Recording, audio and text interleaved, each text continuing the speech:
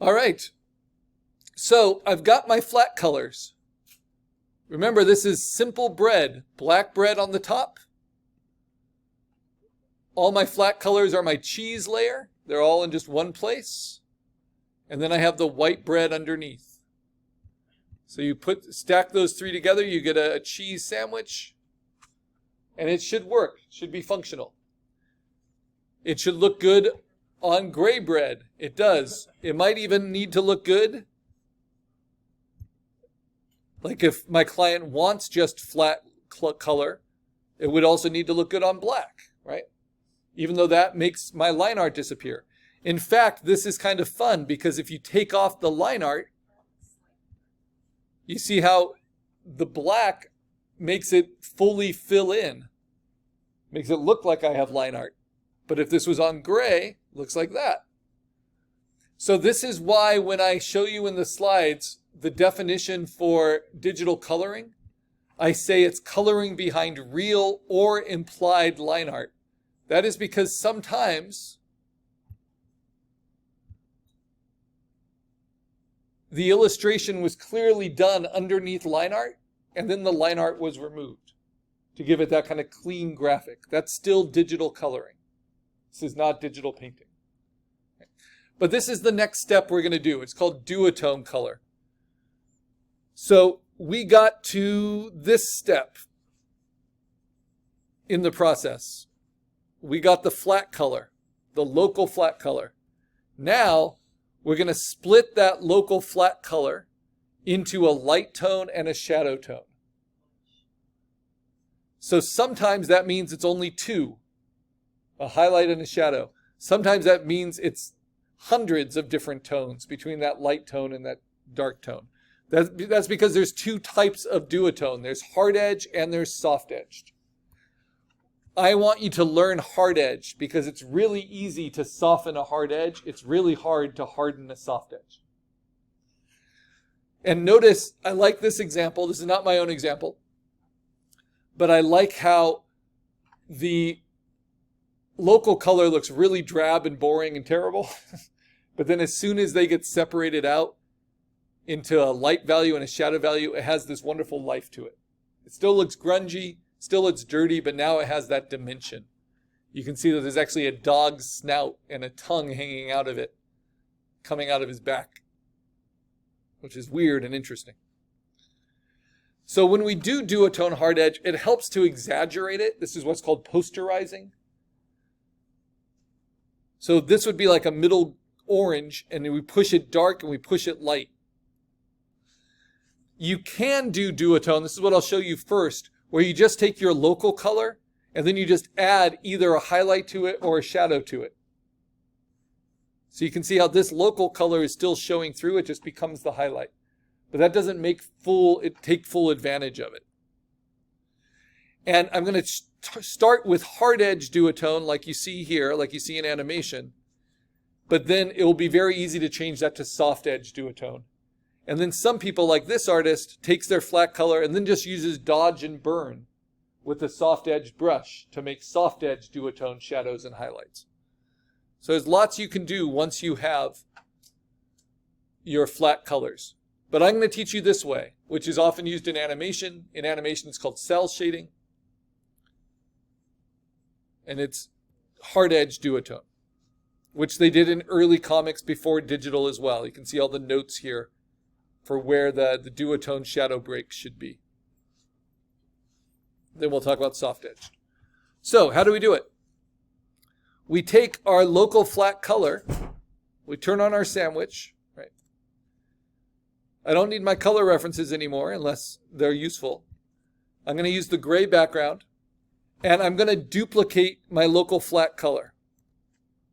And then the one that's yellow, the cheese, I'm going to lock.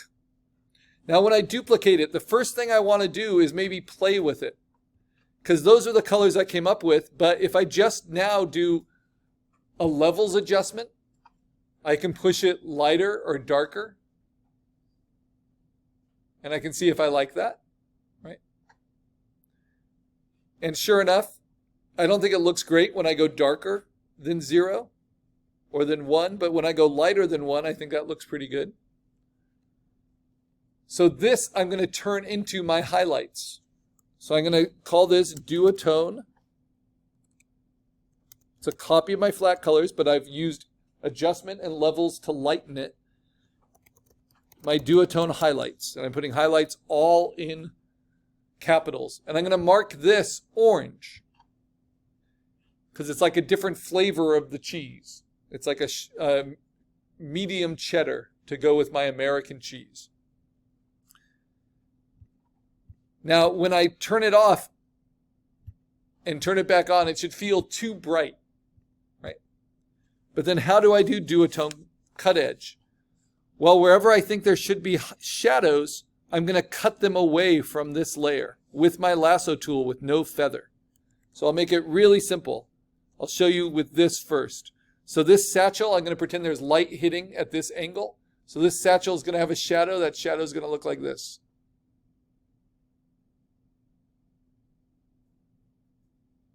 And I just select that shadow and then hit delete. And then the local color will show underneath. And what I like best about this method is it will go across multiple layers. So this satchel and its shadow at the bottom. You see how I get all that color variation. What about this wing and these feathers?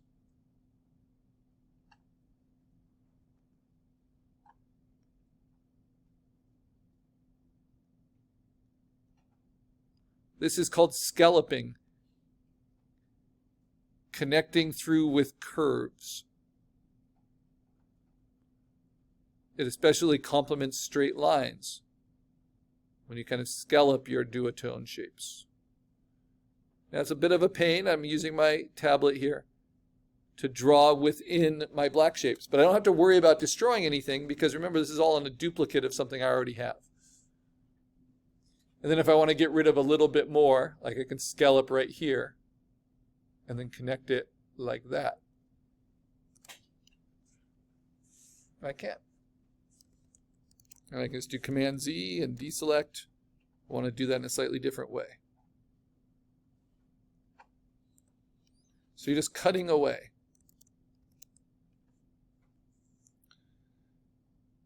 I want a shadow for sure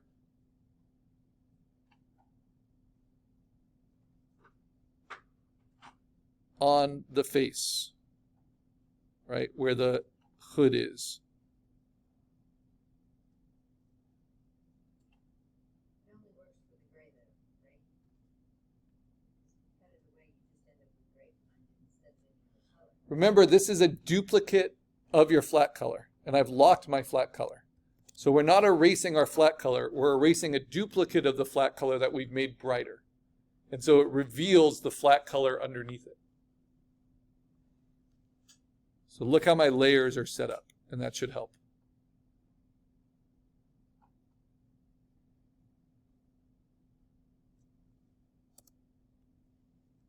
Deepen the eye a little bit. Let's get a little core shadow on the beak here.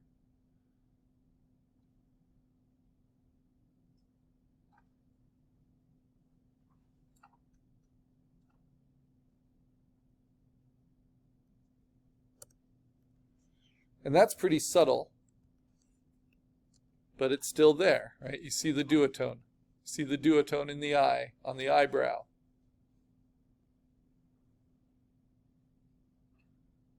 And don't worry if it's not as clean as your vector outlines were, because the lasso doesn't have a smooth function. All right, this is just the beginning of our coloring.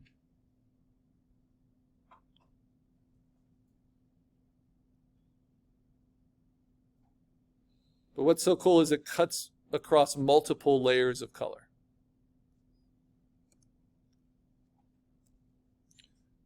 So it seems like this should be shadowed, right? You don't need to know light logic. You just need to have opinions about what looks best as you're choosing where your shadows are. How did you lighten the top layer? I went to, so I duplicated my flat color layer, and then I went to Image Adjustment Levels. And I pushed that middle slider to the left. to brighten it. That is how you get a light version of your local color. And if I don't feel like I'm lightening them enough, I can, at this point, just go to levels and just brighten it up a little bit more. But remember, I'm also going to do the shadows. So I don't want to push it too far. And I don't want to push it so that my light colors become white.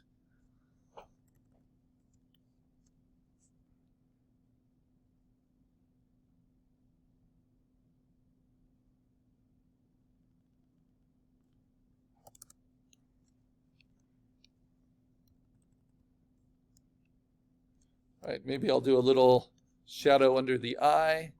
And you can give it some texture too if you want. Again, scalloping is really nice. Kind of the arcs that you can use.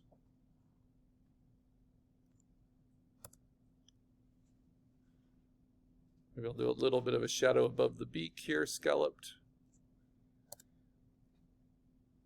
And I'm inspired by Art Deco. So again, there's a lot of organic shapes, kind of rounder shapes in Art Deco that are used. So even on this visor, I might scallop it, even though it's very straight. I'll do little curves like leaves. But again, you're doing what you think will look best. And then you just delete.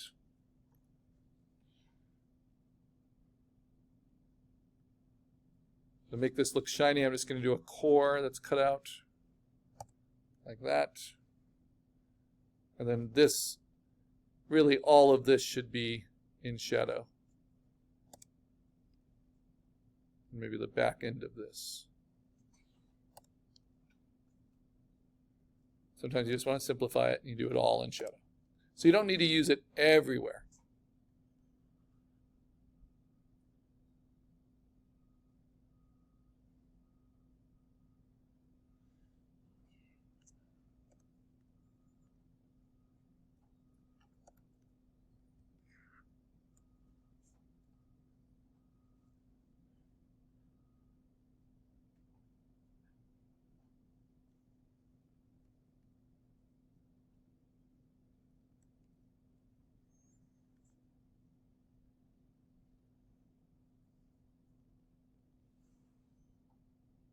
And again, the more shapes you have, the more flat colors, the more duotone will kind of take up your time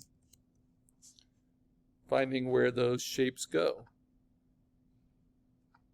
But I want everyone to get some practice with it. So they have to think through supporting their line art with color variation shapes and edges. And the hardest time students have is just being bold with it. Not being too tentative or spotty. Because you're not going to hurt anything.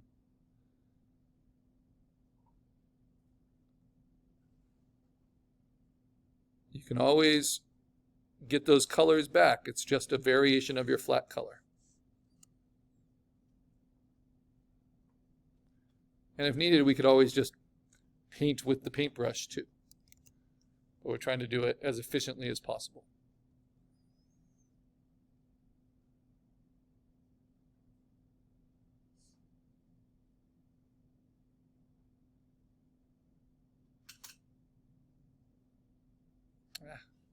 Tough angle.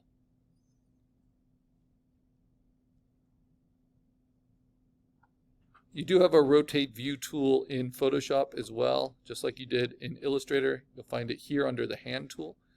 So if you need to rotate to get a slightly better angle on things, you can do that. But here we're just using our lasso with no feather. Oops. And remember, you can add to your selections using Shift.